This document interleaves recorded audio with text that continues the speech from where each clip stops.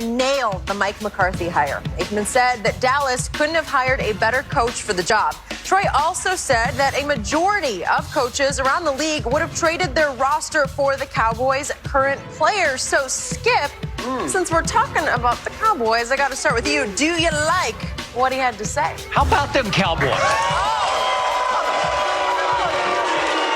Boo you! Boo all of you! Sorry, Skip.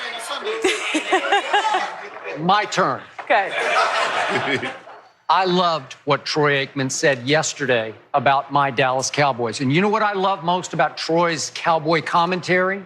He does not bleed blue. He does not see the world through metallic blue-colored glasses. Troy Aikman has been scathingly critical of the Dallas Cowboys, and he lives in Dallas. And he is fearless in his criticism of both Dak Prescott, he's been scathing on Dak, and especially on Jerry Jones. He's called the operation dysfunctional. And I believe in Troy's heart of hearts right now, he still fears it will be dysfunctional going forward with this coach that he has blessed. Yes. But I did love the two things that Troy made a strong point of yesterday, and that's that, number one, you could not have hired a better coach than Mike McCarthy. Troy's long been a McCarthy fan. He does know him very well, but he believes in his methodology and the way he goes about his business. Obviously, Mike McCarthy is a made man. He won a Super Bowl, and for a long period of time, and obviously he had Aaron Rodgers, but he was pretty good at his job for 13 years. I know it tailed off at the end, and it went south. But Troy's saying that guy can do this if given the opportunity to do this. And then number two, and this is why I picked the Cowboys going into the season to be right here in Miami. Troy said he talks to coaches every week, and he said you'd be hard-pressed to find a coach who wouldn't have traded his whole roster for the Dallas roster. Okay, so coach and great roster. So I'm going 2 + 2 = foregone conclusion. It was Jason Garrett's fault. Oh, my goodness. It was Jason Garrett's fault. So you got one of the best, if not the best roster in the league. And wait a second, it has to be somebody's fault that didn't flip the switch for that roster. So you needed a new commanding officer who's more commanding. So you go get Mike McCarthy, and I do think he's a little tougher and a little more impressive with a little stronger voice and a little bigger fear factor than Jason Garrett ever struck in that locker room. They love Jason Garrett.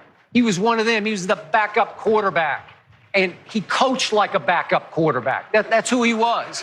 He was classic 8-8. He was born with the nickname 8-8 Garrett. That's what his mom nicknamed him. No, he didn't. In the hospital. I don't think so. 8-8. Sorry, you're 8-8.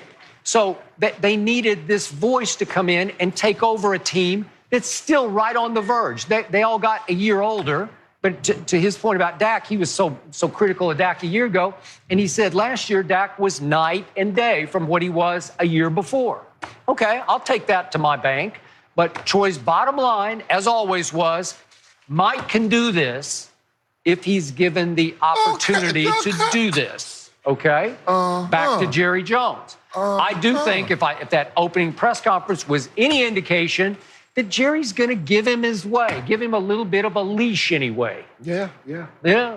Skip. You get nervous? The problem was never the roster. The problem is the problem wasn't the roster, but that roster think they can just take the field and just win ball games. You tell me that offensive line played like they got 3 Pro Bowlers on it. You tell me like week in and week out that Amari Cooper plays like he's one of the top receivers in all of football. Nope. You said Zeke runs like he's running in Cabo Sand. Half the year he was. And we talked about a guy that had a half a sack over the last 7 games, and he's talking about the mindset. Yeah, DeMarcus Lawrence makes $100 million total dollars, and I couldn't find him a lot of times. I just want to know which one of the guys that I just named, the offensive line, Zeke, Amari Cooper, or DeMarcus Lawrence, are they on that roster? Yep. Oh, okay, just making sure. Was Jason Garrett not the head coach? Whoa. Who is supposed to light the fire? Light the fire. Okay.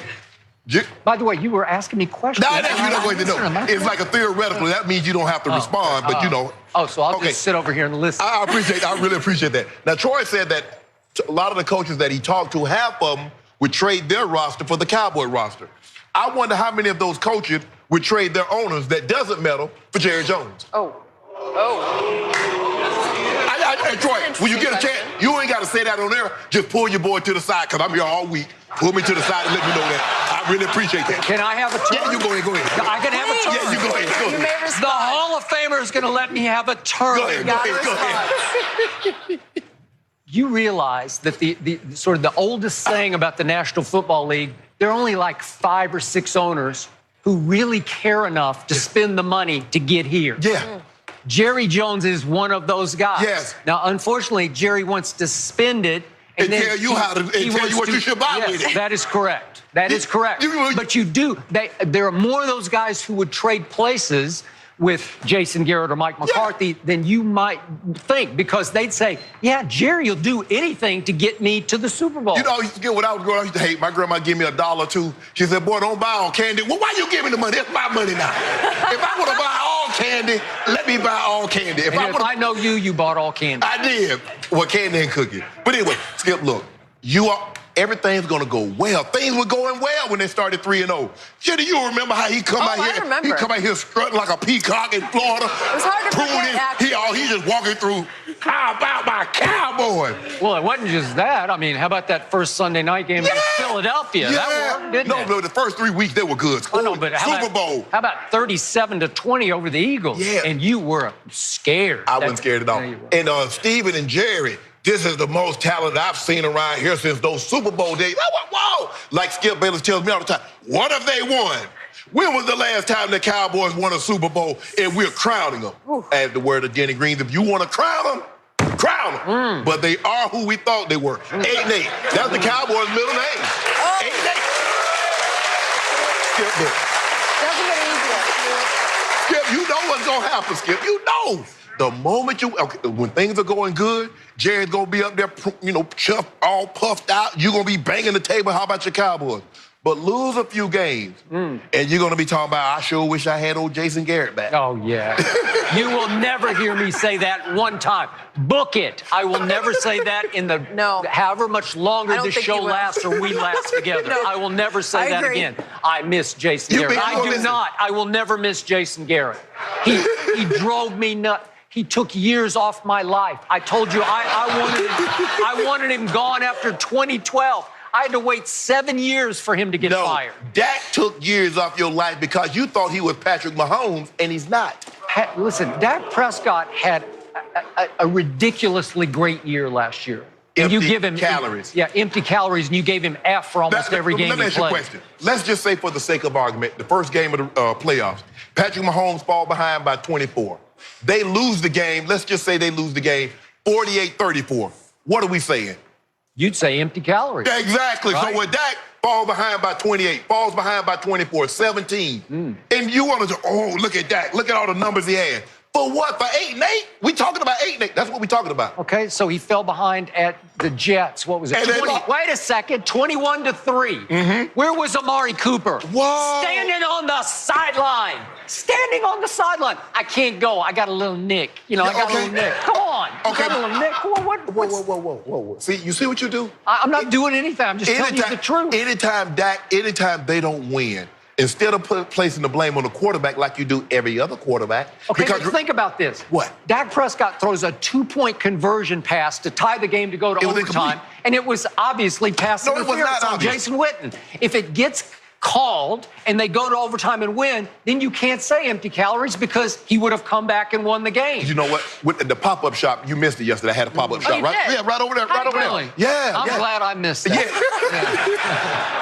Yeah. And the thing was, nobody wanted QBR. Yeah. Nobody wanted almost winning. Yeah, nobody wanted that. They're like, Shannon, you got one of them old hot L's? Yeah. I like, the Cowboy special in the back. Yeah. My restaurant only serves dubs. Well, I'm a winner, and you serve losers. I don't know why. Because, Skip, I wanted something that I could get the Cowboys to come. See, if I just served dubs, the Cowboys couldn't come. I put them hot L's on the menu 8 times they show up. 8-8 on the menu. Getting it done. Yeah. That is good to know.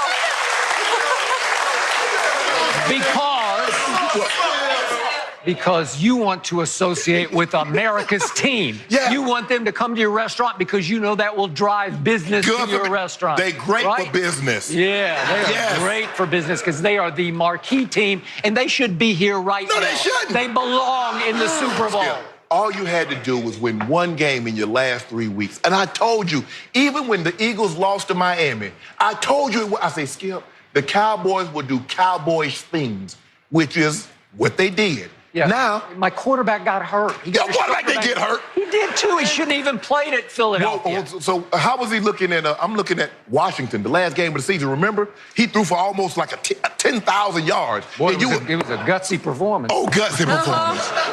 But I thought he was hurt. Why is he playing? He was hurt. He sucks it up. Yeah. He's the leader. You saw what Troy said. He said, you won't find a better leader than Dak Prescott. Thank you. Okay, Bingo. there you go.